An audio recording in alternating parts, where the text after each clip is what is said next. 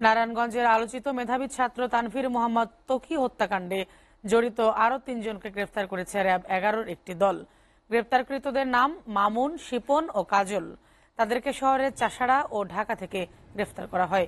পরে গতকাল সন্ধ্যায় জিজ্ঞাসাবাদের জন্য ৭ দিনের রিমান্ড চেয়ে আদালতে পাঠালে শুনানি শেষে প্রত্যেককে ৬ দিন করে রিমান্ড মঞ্জুর করেন senior judicial magistrate Shamsur Rahman ও হায়দার আলীর আদালত। ২০১৩ সালের ৬ মার্চ বিকেলে তকি বাসা থেকে বেরিয়ে আর ফিরে আসেনি। পরে ৮ মার্চ সকালে শহরের চারার গোপীশীতলক্ষা নদীর তীরে তার মরদেহ পাওয়া যায়।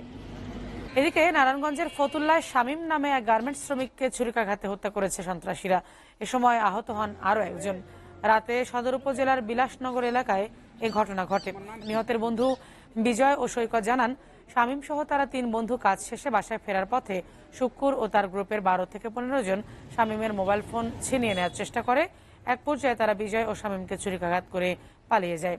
পরে তাদের উদ্ধার করে ঢাকা মেডিকেলে নিয়ে গেলে কর্তব্যরত চিকিৎসক শামীমকে মৃত ঘোষণা করে। ফতুল্লা থানার ওসি সোলাইমান মাহমুদ জানান, হত্যার সাথে জড়িতদের শনাক্ত ও গ্রেপ্তারে অভিযান চলছে।